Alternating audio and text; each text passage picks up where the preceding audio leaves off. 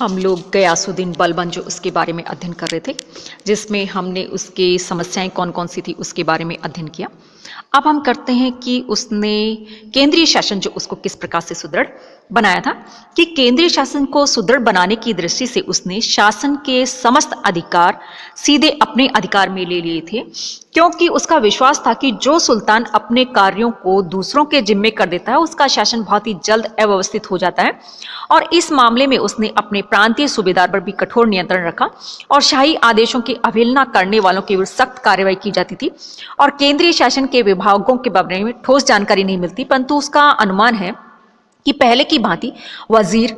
आरिज़ ममालिक, दीवाने इंशा और दीवाने रसातल जैसे मंत्री तो रहे होंगे, परंतु इनमें से कोई भी नीति निर्माता नहीं था। प्रत्येक को बलबन द्वारा निर्धारित नीतियां जो उन्हीं के अनुसार काम करना पड़ता था। और ऐसा भी मालूम होता है कि अन्य समस्याओं में उलझा रहने के कारण बलबन प्रांतीय शासन व्यवस्था को गतिशील बनाने की दिशा में कठोर कदम नहीं उठा पाया, जिसकी वजह से हमें उसकी प्रांतीय शासन व्यवस्था का निखरा हुआ रूप जो है देखने को नहीं मिलता है। उसे अपने शासनकाल में कई बार प्रांतीय सूबेदारों के विद्रोह जो उसका भी सामना करना पड़ा, और इस संबंध में उसने प्रांतीय सूबेदारों को कुछ वर्षों की सेवा के बाद एक प्रांत से दूसरे प्रांत में भेज दिया, अर्थात जिस प्रकार से अभी ट्रांसफर होते हैं एक स्थान से दूसरे, उस प्रकार से उसने ट्रांसफर नीति जो उसको भी लागू किया था, ताकि प्रांतपति स्थानीय सरदार तथा नागरिकों से घनिष्ठता बढ़ाकर अपनी शक्ति जो उसको और ज्यादा सुदृढ़ नहीं कर ले। बलबन ने अपने राज्यत्व के सिद्धांत का पालन करते हुए इस बात पर भी जोर दिया था कि किसी निम्न वंशीय व्यक्ति और किसी अयोग्य व्यक्ति को महत्वपूर्ण पद पर नियुक्त न किया जाए, और उसकी निगाह में हिंदुओं को तो निम्न पदों पर ही नियुक्त किया जाना चाहिए था। महत्वपूर्ण पदों पर नियुक्त किए जाने वाले लोगों के बारे में वह स्वयं पहले अच्छी तरह से जांच पड़ताल करता था और इसके बाद में कहा जाता है कि उनकी नियुक्ति करता था। परिणाम स्वरूप केंद्रीय शासन की गरिमा पुनः कायम हो गई और उसकी अवज्ञा जो थी वो करना संकट का न्योता देना था। इसके अलावा सेना का पुनर्गठन, उसने सेना जो उसको फिर से गठित किया, संगठित किया,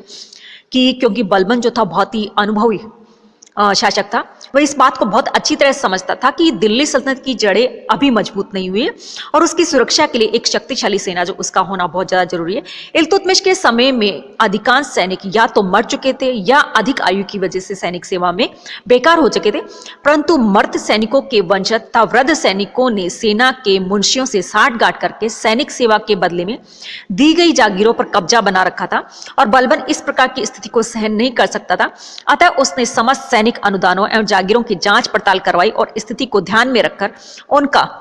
नवीन वर्गीकरण किया और उसके अनुसार नई व्यवस्था की गई। और प्रथम वर्ग में ऐसे लोगों को रखा गया जो कि वृद्ध तथा निर्बल हो गए थे और उनके गुजारे के लिए वजीफा की व्यवस्था की गई और उनकी जागीरों को खालसा कर दिया गया, अर्थात शाही नियंत्रण में ले लिया गया। और दूसरे वर्ग में उन लोगों को रखा गया जो कि सैनिक सेवा के योग्य थे और इस वर्ग के सैनिकों का उनकी योग्यता के अनुसार वेतन डिसाइड किया गया और उनकी जागीरों को भी शाही नियंत्रण में ले लिया गया। और तीसरे वर्ग के अंतर्गत जो मरे हुए सैनिकों के आश्रित जो है उनको रखा गया था, उनके गुजारे की व्यवस्था उनके गांवों की आय से कर दी गई और उनकी जागीर जो थी वो भी छीन ली गई। और मृत सैनिकों के आश्रितों ने दिल्ली के कोतवाल फखरुद्दीन के मार्फत सुल्तान से फरियाद की। इस पर सुल्तान ने तीसरे वर्ग के लोगों की जागीर जो थी वापस दे दी और इस संपूर्ण योजना का ध्येय जागीर प्रथा के स्थान पर नकद वेतन पर सैनिक जो उनकी भर्ती करना था। और परंतु चाहते हुए भी बलबन जागीर प्रथा को पूरी तरह से समाप्त नहीं कर पाया था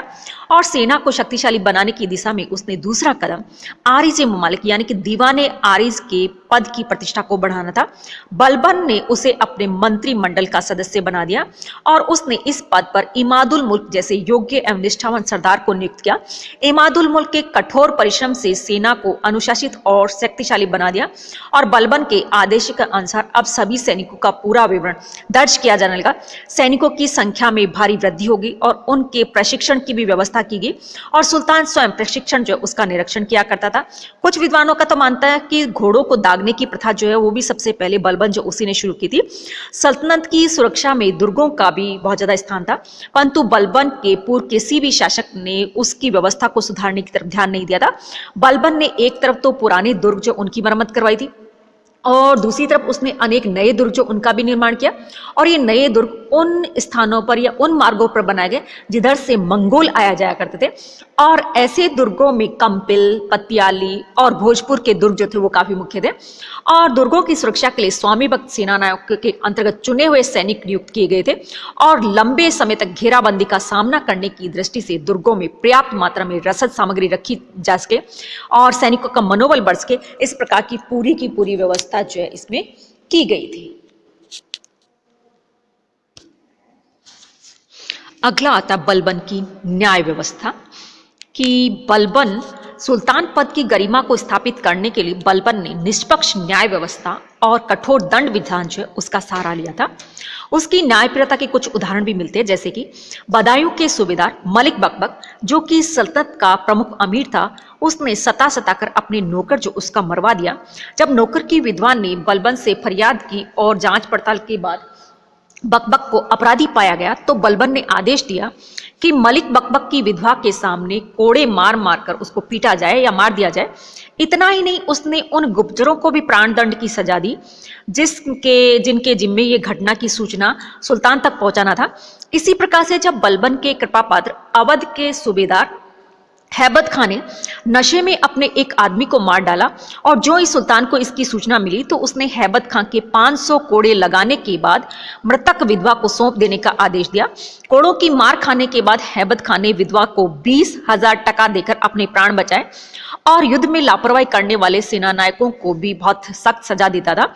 बंगाल के विद्रोही सूबेदार तुगरिल से पराजित होकर भाग आने वाले अवध के सूबेदार अमीर खां को उसने फांसी की सजा दी थी।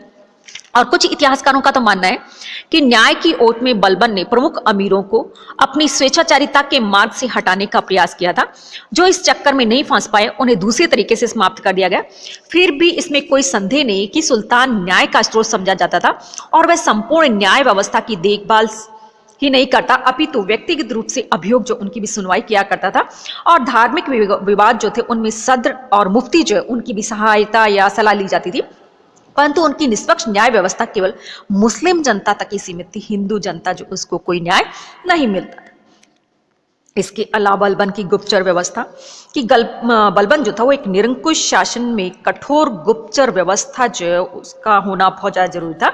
और बलबन ने इसकी तरफ बहुत ज्यादा ध्यान दिया। उसके साम्राज्य में विभिन्न प्रदेशों की सभी बातों की सूचना प्राप्त करने के लिए गुप्तचर जो नियुक्त किए गए थे। बुगरा खां यानी कि बलबन का जो पुत्र था उस तक पे कहा जाता है कि उसका जो आचरण जो था वो अच्छा नहीं था, इसलिए उसके ऊपर भी निगाह रखने के लिए गुप्तचर जो वो रखे जाते थे। और जो गुप्तचर जानकारी को छिपाने का प्रयास करते थे उन्हें कभी कभी प्राण दंड तक की भी सजा दी जाती थी। और बलबन ने गुप्तचरों पर भी गुप्तचर नियुक्त यानी कि जो गुप्तचर होते थे उनके ऊपर भी और ज्यादा निगरानी रखने वाले लोग जो उनको रख रखा था, जिससे गुप्तचर आतंकित होकर विद्रोही अमीरों के साथ सांठगांठ करने का साहस नहीं कर सके। और ईश्वरी प्रसाद ने बलबन की गुप्तचर व्यवस्था का मूल्यांकन करते हुए लिखा है कि इस व्यवस्था से अपराध अवश्य कम होने लगे तथा अधिकार प्राप्त लोगों के अत्याचारों से निर्दोष व्यक्तियों की भी रक्षा हुई, परंतु साथ ही इससे समाज में चारित्रिक हीनता भी बहुत कुछ आ गई और लोग उन सामाजिक सुविधाओं से बहुत कुछ वंचित रह गए जो कि नियमानुसार उनको प्राप्त होती थी, जिनमें किसी प्रकार की क्षति की भी संभावना नहीं थी। बलबन के दिनों में गुप्तचरों को वारिद कहा जाता था और गुप्तचर विभाग के प्रधान अधिकारी को वारिदे मुमालिक जो उसके नाम से जाना जाता था। इसके अलावा राज्य की वित्तीय व्यवस्था कि बलबन ने सैनिकों की संख्या में काफी वृद्धि कर दी थी और राज्य किसी विजय अभियान का काम भी हाथ में नहीं लिया था और इससे राज्य का व्यय जो था वो बहुत ज्यादा बढ़ गया। इसलिए उसने राज्य की आय बढ़ाने की तरफ पूरा ध्यान दिया था। उसने भूमि कर तथा अन्य राजकीय करों की वसूली के लिए क्या किया होगा इसके बारे में ज्यादा हम नहीं कह सकते, लेकिन इतना अनुमान लगाया जाता है कि मुसलमानों से शरीयत के हिसाब से कर वसूल किए जाते रहे होंगे और हिंदुओं से जजिया, खिराज तथा अन्य कर भी वसूल किए जाते होंगे। और तत्कालीन स्रोत जो उनसे भी पता चलता है कि उसने राज्य की आय को बढ़ाकर सल्तनत की आर्थिक और वित्तीय स्थिति जो उसको मजबूत बना दिया था।